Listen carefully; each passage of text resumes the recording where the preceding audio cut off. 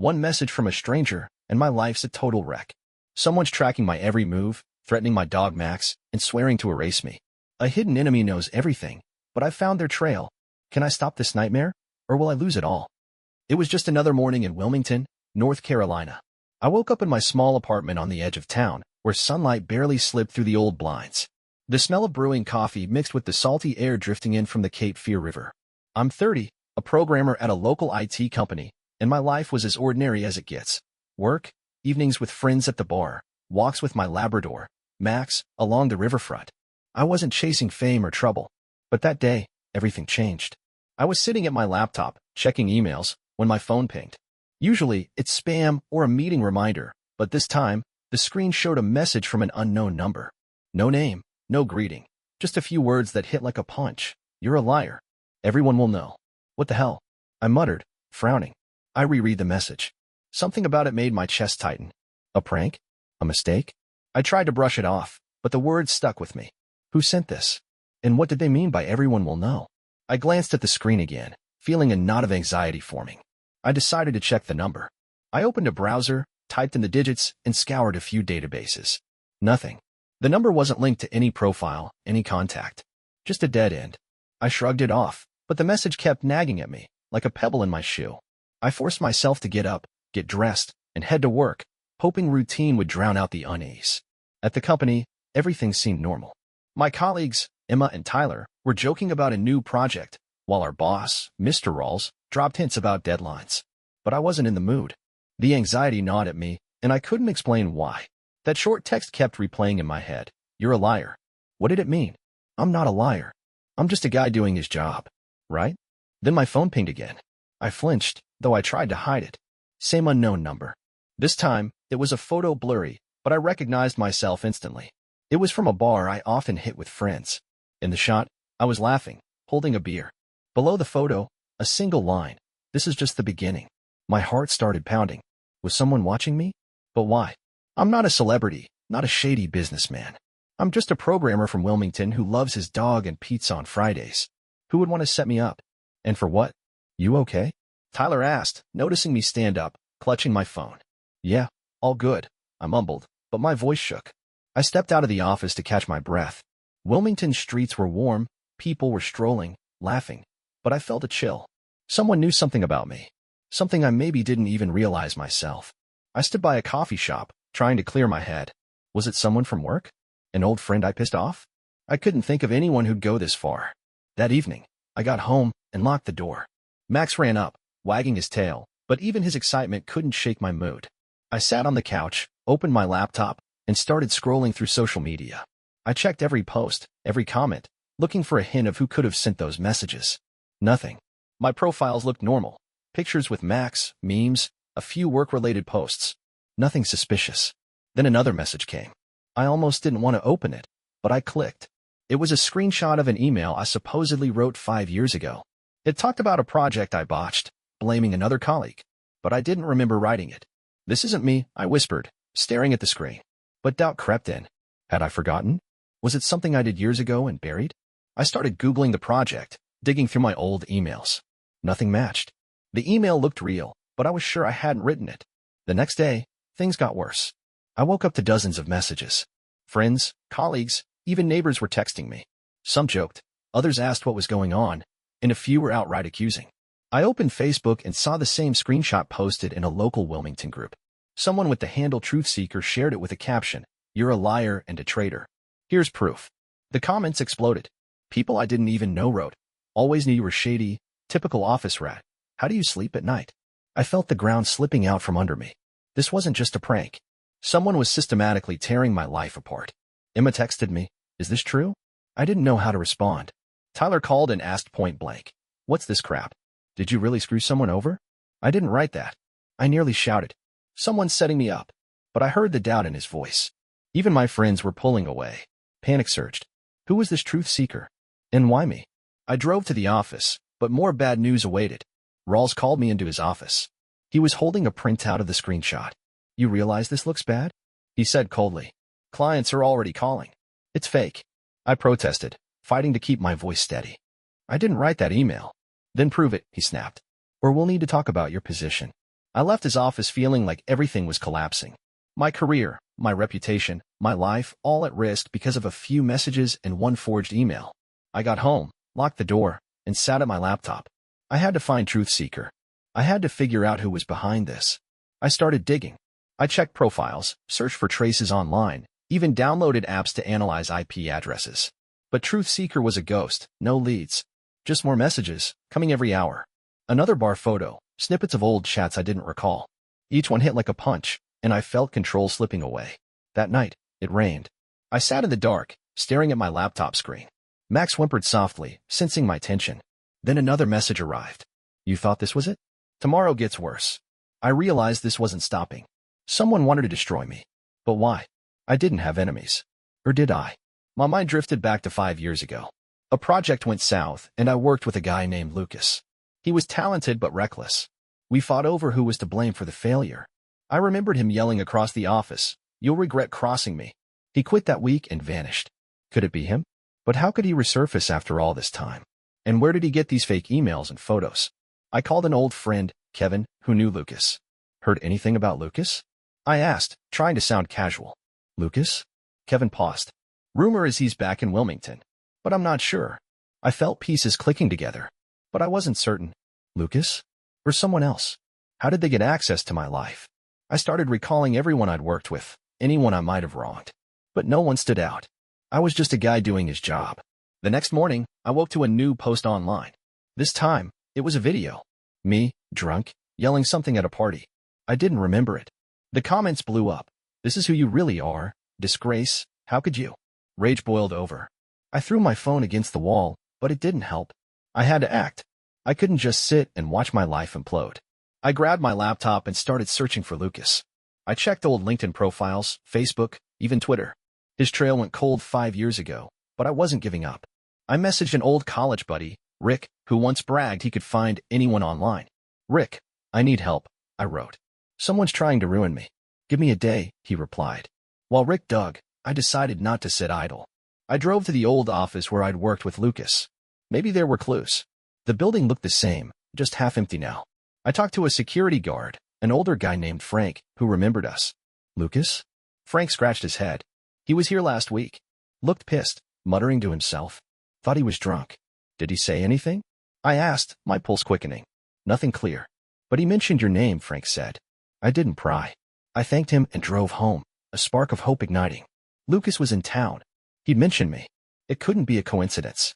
But I still didn't understand how he could fabricate emails and videos. And why wait 5 years for revenge? When I opened my apartment door, my heart stopped. The place was trashed. Cabinets open, papers scattered, even the couch slashed. Someone had broken in. Max was barking, hiding under the table, but thankfully unharmed. I grabbed the baseball, but I kept by the door. My heart pounded like a drum. I checked every room, every corner. No one. But in the bedroom, on the bed, was a piece of paper. In red marker, it read, "You can't stop this." Fear mixed with fury. Someone wasn't just messing with me. They wanted me to feel trapped. But I wasn't giving up. I called Rick. Hurry, I said. Someone broke into my place. Damn, man, this is serious, he replied. I've got something already. Give me a couple hours. I sat on the floor, bat in hand. Max curled up beside me, his warmth the only thing keeping me grounded. One thought consumed me. Who's doing this? And why? That night, I didn't sleep. I sat at my laptop, checking every profile, every post, every comment. I was hunting for any trace of Truth Seeker. But the deeper I dug, the more I realized my enemy knew everything about me. My habits, my friends, the places I went. This wasn't just revenge. It was a hunt. The next morning, Rick called with news. I found something, he said. But you're not gonna like it. Spill, I said, my throat dry. That number texting you? It's tied to an old server in Wilmington. And guess who had access to it 5 years ago? Lucas? I asked, my pulse racing. Not just him, Rick said. There was someone else. Someone you worked with closer than Lucas. My stomach dropped. Someone close? Emma? Tyler? Even Rawls? I didn't know who to trust anymore. Send me everything you've got, I said. Rick agreed, but warned me to be careful. Someone was watching my every move. I opened my laptop, and a new message blinked on my phone. Just one word. Run. I felt a shadow closing in. Someone had been in my home. Someone knew where I was. And they weren't stopping until they destroyed me completely. I was sitting on the floor of my trashed apartment, gripping a baseball bat. Max, my Labrador, whimpered softly, pressed against me. The message, "Run," burned on my phone screen like a warning from another world. My hands shook, but I couldn't tell if it was fear or rage. Someone had broken into my home, knew my every move, and now they were toying with me like a cat with a mouse. But I wasn't running. Not this time. I forced myself to stand and check the door. The lock was intact, but the kitchen window was slightly ajar. Someone had slipped in while I was at the office, leaving chaos as a message. The paper with the red scrawl, "You can't stop this," lay on the bed, each word searing into my mind. This wasn't just a prank or revenge. It was something deeper, something personal. I called Rick, my hacker friend, who had promised to dig up leads. "Did you get my files?" he asked, his voice tense. "Not yet," I replied, checking my email. "What's in them?" "I sent you a report. But, man, this isn't just Lucas. That server sending the messages was used by your old team. Someone close to you might be involved." My throat went dry. Close to me?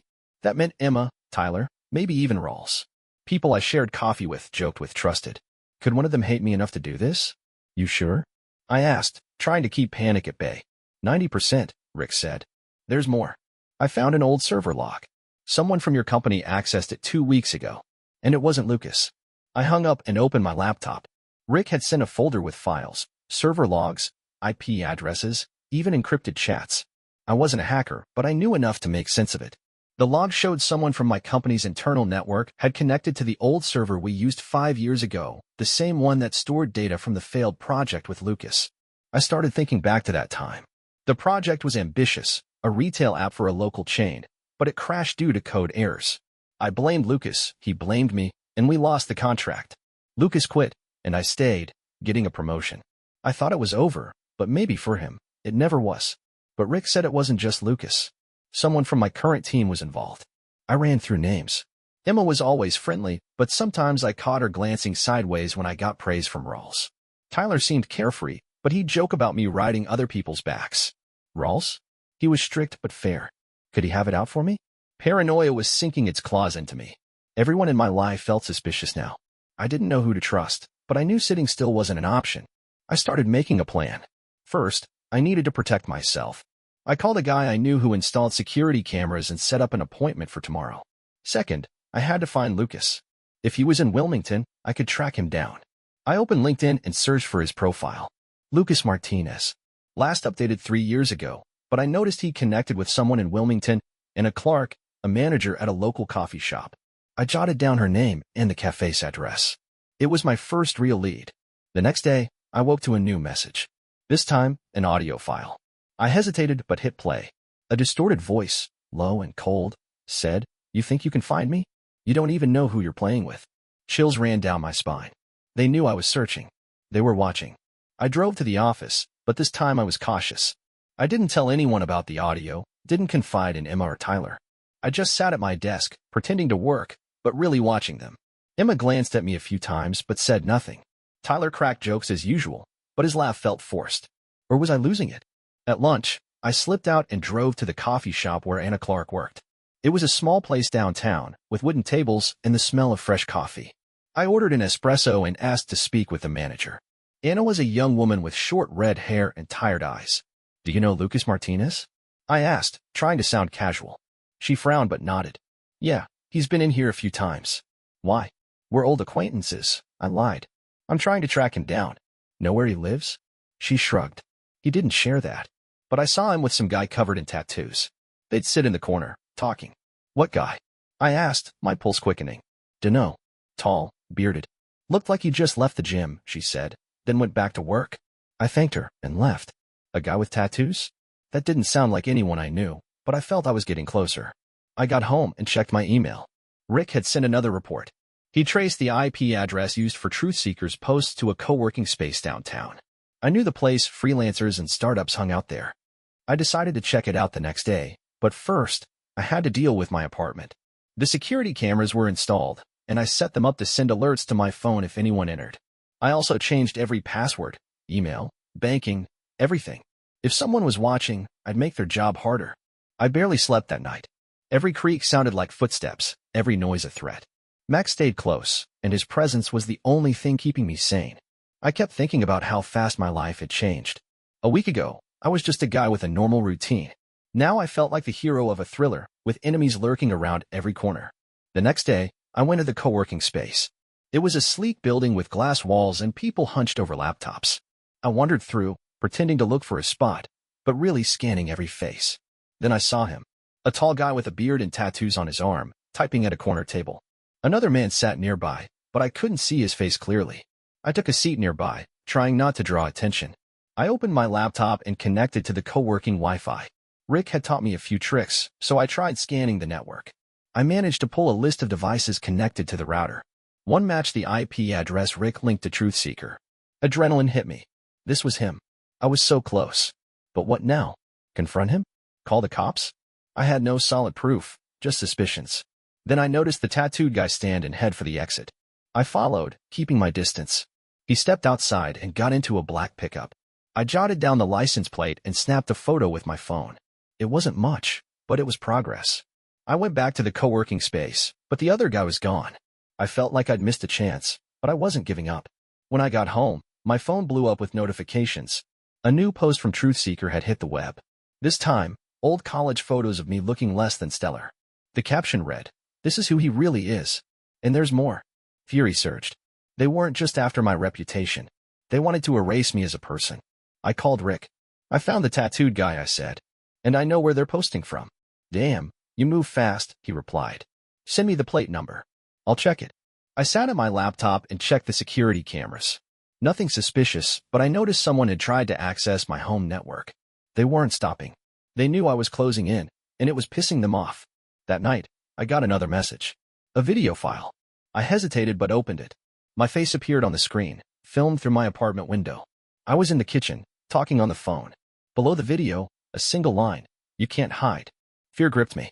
They were here? They saw me. I grabbed Max and checked every room. No one. But I knew they'd be back. I called Rick and told him I needed his help in real time. He agreed to come to Wilmington. We set a meeting for the next day. I felt I was nearing the truth, but every step brought more danger. The next morning, a knock at the door jolted me awake. I grabbed the bat and crept to the door. Through the peephole, I saw Emma. She looked worried. "We need to talk," she said when I opened the door. "About what?" I asked, keeping the bat behind my back. "About what's happening," she said. "I know you didn't write that email, but someone at the company knows more than they're saying." My heart skipped a beat. Emma knew something. But could I trust her? Was she part of this? I let her in but kept my distance. "What do you mean?" I asked. She sighed and sat on the couch. "I overheard Tyler talking on the phone. He mentioned your name and something about making you pay. I don't know what it means, but I thought you should know." My stomach dropped. Tyler? My friend, who I shared beers and laughs with. Could it be him? I thanked Emma and promised to look into it. She left, and I was alone with my thoughts. Rick arrived that afternoon. He brought a laptop and a ton of gear I didn't understand. We sat at the table, and he showed me what he'd found. "The plate belongs to a guy named Dylan Cruz," he said. "Freelancer, works with networks. And guess what? He consulted for your company 2 years ago." The puzzle pieces started fitting. Dylan Cruz. The tattooed guy. But why was he after me? And how was he tied to Lucas or Tyler? "There's more," Rick said. I cracked one of the encrypted chats. "Your name's mentioned. And someone they call Boss." "Boss?" I echoed. "Rawls?" "Dunno," Rick said. "But whoever it is, they want you gone. And they're willing to do anything." Fear and anger battled inside me. I was close to the truth, but every step pulled me closer to the edge. I knew I couldn't stop. Not now. That evening, I got another message. A photo of Max, taken on the street outside my house. Below it, a single line. "We know what you care about." My heart sank. They'd crossed a line. This wasn't a game anymore. It was war. My home didn't feel safe anymore. The photo of Max with the threat, "We know what you care about," played on a loop in my head. I sat at the table, clutching my phone, while Rick set up his gear. His presence calmed me slightly, but I knew we were on the edge. Someone, maybe Dylan Cruz, maybe Tyler, maybe Lucas, had dragged me into a game where I didn't know the rules. But I was ready to play if it meant saving my life. Rick opened his laptop and showed me new data. He traced Dylan Cruz's truck to a rented house on Wilmington's outskirts. The address was in a rough area where old cottages met empty lots, not exactly welcoming. He'd also found encrypted messages Dylan sent to someone called Boss. The word Boss rang in my head like an alarm. Who was it? Rawls? Or someone I hadn't even considered? "We could go there," Rick said, pointing at the address. "But it's risky. If it's them, they'll be ready." "I can't just wait," I replied. "They've been in my house. They threatened Max. Rick nodded, though I saw doubt in his eyes. We packed up, laptop, flash drives, even a gun Rick kept in his glove compartment. I wasn't a fan of weapons, but after everything, I wasn't taking chances. Before we left, I dropped Max off with my neighbor, old Mr. Jenkins, who loved sneaking him cookies. I didn't want my dog in danger. Saying goodbye to Max, I felt a lump in my throat. He was the only one who never doubted me. We got into Rick's beat-up Honda and drove to Dylan's house. The road was quiet, just the hum of tires and distant sirens. Wilmington was asleep, but I felt eyes on me. Every streetlight, every turn felt like a trap. When we reached the house, it was dark. An old cottage with peeling paint and an overgrown yard. No lights in the windows, but I spotted the black pickup from the co-working space. My pulse raced. "What's the plan?" Rick whispered, clutching his laptop. "We check it out," I said, though every instinct screamed to run. We circled the house, sticking to the shadows. The back door was ajar, and adrenaline flooded my veins. We slipped inside. The place smelled of damp and cigarettes. On a table were laptops, cables, a few phones. I noticed a photo on the wall, a group of people, including Dylan. But another man caught my eye. I couldn't see his face clearly, but his stance felt familiar. Rick started copying data from a laptop while I checked the rooms. In the bedroom, I found a folder with documents. My documents. My photos, my emails, even copies of my old social media posts. Someone had been collecting everything about me for years. My knees buckled. This wasn't just revenge. It was obsession. Suddenly, I heard a noise from the kitchen. Rick signaled to stay quiet. We pressed against the wall, listening. Footsteps. Someone was in the house. I gripped the gun Rick gave me, unsure if I could use it. The footsteps got closer, and a shadow appeared in the doorway. A tall man with a beard. "Dylan. Who's there?" he shouted, flipping on the light. I froze. Rick grabbed my arm and yanked me toward the back door. We bolted into the yard, jumped a fence, and ran to the car. Dylan yelled something after us, but we were already peeling out. My hands shook, but I felt a strange relief. We'd found their base. We were close. Back at my apartment, Rick and I went through the data he'd grabbed. There were chats where Dylan discussed me with someone called Boss. They planned new posts, new evidence against me. But the worst part, they mentioned a final blow. Something to destroy me for good. What could that be? I asked, my throat tight. "No idea," Rick said. "But we need to move fast. They know we were in the house." Panic crept back. If they knew I was closing in, they might speed up their plans. I had to act. I called Emma to check her story about Tyler. "You sure you heard Tyler talking about me?" I asked. She sighed. "Yeah, and I found something. There's a file on his computer with your name. I didn't open it, but it looked weird. Can you get it?" I asked, hope mixing with distrust. "I'll try," she said. "But be careful. Tyler's been jumpy lately." I hung up and looked at Rick. If Tyler's involved, that changes everything. Rick nodded. "We need to track him. And Lucas. And this boss. But first, I'll check the file we got from the house." While Rick worked, I decided to head back to the office. If Tyler was part of this, I needed proof. I went late, after most people had left. The office was quiet, just the hum of the AC. I sat at Tyler's computer, using an old password he'd once shared. I started searching. At first, nothing odd, work files, memes, a few emails. But then I found a hidden folder. Inside were screenshots of my chats, my photos, even a draft of a post Truth Seeker put up yesterday. My hands shook. Tyler. My friend. How could he? I copied everything to a flash drive and was about to leave when I heard footsteps. I shut off the monitor and ducked under the desk. Someone entered the office. I saw only shadows but heard a voice. Female. Emma. "He was here," she said into her phone. I saw his car. I stopped breathing. Emma? She knew I was here? Was she tracking me? I waited until she left, then slipped out. My head was spinning. Tyler, Emma, Dylan, Lucas, how many people were against me? And why? Back home, I showed Rick the files from Tyler's computer. He frowned. This isn't just Tyler. Someone was giving him orders. Look. He pointed to a chat where Tyler wrote, "He's getting suspicious. What do I do?" The reply was short. Stick to the plan.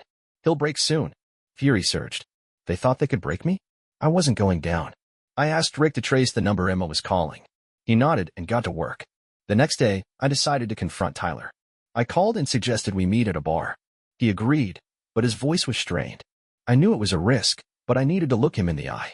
At the bar, Tyler sat at a corner table. He looked exhausted, dark circles under his eyes. I sat across from him and ordered a beer, pretending everything was fine. What's up with you? I asked, watching him closely. You've been off lately. He shrugged. Work, you know. Deadlines. Or something else, I said, lowering my voice. Like those posts about me online.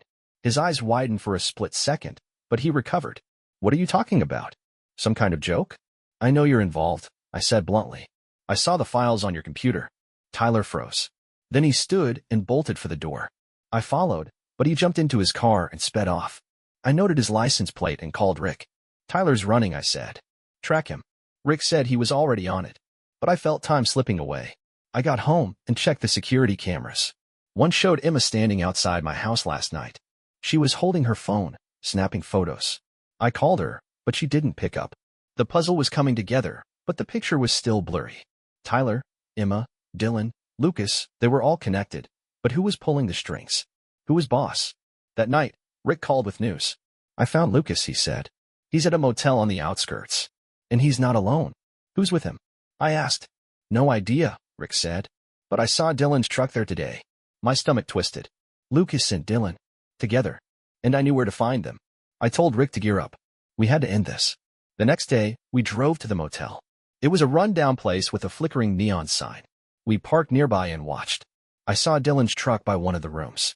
My hands shook, but I was ready. We approached the room. Rick held his laptop, ready to record anything we found. I knocked. Silence. Then the door opened, and there was Lucas. He looked older, gray in his hair, but his eyes burned with the same anger as 5 years ago. You, he said, like he'd been expecting me. Why are you doing this? I asked, clenching my fists. He smirked, but there was no warmth in it. You ruined my life. Now it's my turn. I wanted to respond, but I heard a noise behind him. Dylan stepped out of the shadows, holding a knife. Fear shot through me, but I didn't back down. You don't know the whole story, Lucas said. But you will soon. He nodded to Dylan, who stepped toward me. Everything slowed. Rick grabbed my arm, and we ran for the car. We made it out before they could catch us. Back home, I felt everything crumbling. Lucas, Dylan, Tyler, Emma, they were all in on it. But Lucas's words haunted me. You don't know the whole story. What did he mean? Rick said we should go to the police, but I wasn't sure. I had no solid proof, just suspicions. And I knew Boss was still out there, calling the shots. That night, I got another message. A screenshot of an old email I'd sent to Rawls 5 years ago. But this one was real. In it, I'd asked him not to fire Lucas despite the failure. I remembered that email. I tried to save him. My world tilted. If I tried to help Lucas, why did he hate me? And who faked the other emails? I called Rick.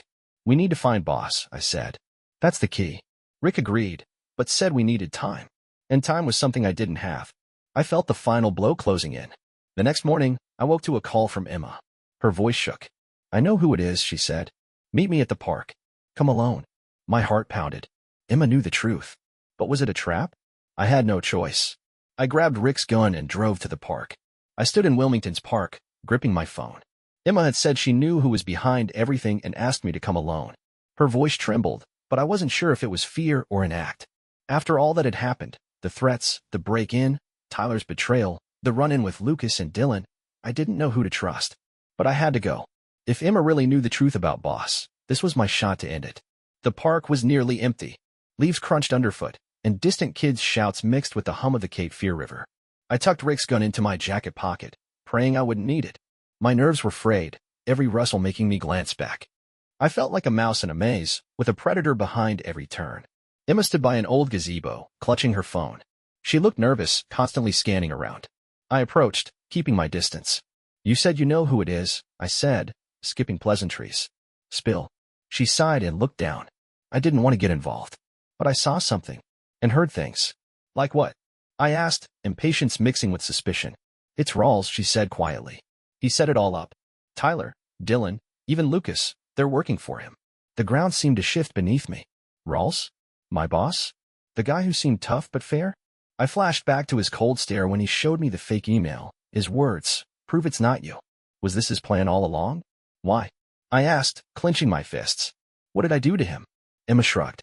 I don't know the full story, but I overheard in talking to Tyler. They mentioned an old project you tanked. Rawls said you cost him millions, and that you had to pay. My stomach nodded. The project from 5 years ago. The one I fought with Lucas over. I thought it was just a failure, but maybe for Rawls, it was more. Maybe he lost more than a contract, something personal. But why wait 5 years? Why go to these lengths? How do you know this? I asked, staring hard at her. And why tell me? Emma looked away. I didn't want it to go this far. Tyler roped me in, said it was just a scare. But when I saw what they were doing to you, I couldn't stay quiet. I didn't know if I believed her. She could be part of the plan, sent to lure me into a trap. But her eyes seemed genuine, and I sensed she was risking a lot by talking. What else do you know? I pressed. She pulled a flash drive from her pocket and handed it to me. Recordings. I eavesdropped on Rawls and Tyler. And some other stuff. But be careful. They know you're getting close. I took the drive, my pulse racing. This was my first real evidence. But before I could say anything, Emma glanced behind me and whispered, "Go. Now." I turned and saw a black pickup creeping along the park path. Dylan. I didn't wait for him to get closer. I grabbed Emma's arm, and we ran to my car. We jumped in and peeled out just as the truck gave chase. "What's happening?" Emma yelled, gripping the seat. "They know you're with me," I said, clutching the wheel. "You sure you're on my side?" She nodded, but I saw fear in her eyes. I didn't know if I could trust her, but right now, she was the only one giving me a shot. We reached my apartment, where Rick was waiting. I told him about Emma and the flash drive. He frowned but plugged it into his laptop. There were audio files. The first was a conversation between Rawls and Tyler. Rawls's voice was like ice. He thinks he can get out of this. But we know the truth. Finish it. Tyler sounded unsure. What if he goes to the cops? He won't, Rawls snapped. He's got no proof. And when we're done, no one will believe a word he says. Fury burned in my chest. Rawls wasn't just trying to ruin my reputation. He wanted to erase me. But why? What project cost him so much to do this? The second recording was shorter. Lucas's voice, dripping with anger. He took everything I had. But I'll get mine back. Rawls promised. I looked at Emma. Did you know Lucas was with them? She shook her head. I only knew about Tyler and Rawls. But I saw Lucas at the office last week. He was meeting with Rawls. Rick looked up from the laptop. That's not all. There's a file here. A list of transactions. Rawls was funneling money to Dylan Cruz through a shell company. And guess who else was getting paid? Tyler. The puzzle was coming together. Rawls hired Dylan and Lucas to destroy me. Tyler was their inside man. But Emma? I still wasn't sure about her. Why didn't you go to the police? I asked her. She looked down. I was scared. Rawls said he'd crush anyone who got in his way. I thought I could just stay out of it. I nodded, but doubt swirled. Emma might be sincere, or she might be playing me. I had to stay sharp. Rick suggested going to the police with the evidence, but I knew it wasn't enough. The recordings and transactions were suspicious but didn't directly prove Rawls's guilt. I needed a knockout punch. Something to make him confess. I decided to tail Rawls. If he was boss, he'd meet with Lucas or Dylan. I asked Rick to track Rawls's phone using his hacking skills. He grimaced but agreed. This is illegal, he said. If we get caught, we're screwed. I don't care, I replied. They threatened Max. They broke into my home. I'm not stopping. Rick nodded and got to work. While he hacked, I checked the security cameras. One showed Tyler passing by my house last night. He stopped, looked at my windows, and moved on. Rage flared. Tyler was my friend. How could he? The next day, Rick picked up Rawls's phone signal. He was at an old warehouse on Wilmington's outskirts. The place looked abandoned, perfect for someone who didn't want to be seen. We're going there, I said. Emma grabbed my arm. It's dangerous. Let me come with you. I shook my head. No. If it's a trap, I don't want you there. She looked hurt but nodded. I sensed she wanted to help, but I couldn't risk it. Rick and I headed to the warehouse. When we arrived, the sun was setting. The warehouse was massive, with rusted gates and broken windows. We parked around the corner and went on foot. I kept the gun in my pocket, hoping I wouldn't need it. We slipped inside through a side door. It was dark, with only faint light filtering through the leaky roof. I heard voices. Rawls. And someone else. Lucas. He's close, Lucas said. If we don't finish this now, he'll ruin everything. He can't prove anything, Rawls said coldly. After tomorrow, no one will believe a word he says. My heart pounded. They were planning something big. But what? I signaled Rick to record. He pulled out his phone and started filming. Rawls went on. We'll post the video. It's ready. He'll look like a criminal. The cops will come for him. Ice ran through my veins. A video? I remembered the drunken party clip they'd already posted. But this was something else. Something worse. Then I heard a noise behind me. I turned and saw Dylan. He held a crowbar and grinned. Thought you could just walk in? He said. I reached for the gun, but Dylan was faster. He swung the crowbar, hitting my arm, and the gun clattered to the floor. Rick lunged at him, but Dylan shoved him back. Pain shot through my arm, but adrenaline kept me moving. I tackled Dylan's legs, and we crashed to the ground. Rawls and Lucas ran toward us. I heard Rawls yell, "Finish him." But I wasn't giving up. I punched Dylan in the face and broke free. Rick grabbed the phone and bolted for the exit. I dodged Lucas, who tried to grab me, and followed Rick. We made it outside and jumped into the car. Rick floored it, driving like hell was after us. I clutched my throbbing arm, but a strange relief washed over me. We'd recorded them. We had proof. Back at the apartment, we watched the footage. Rawls and Lucas's voices were clear. They talked about a video that would paint me as a criminal. But we didn't know what it was or when they planned to post it. I called Emma and told her what happened. She sounded scared but said she'd try to find out more. I didn't know if I trusted her.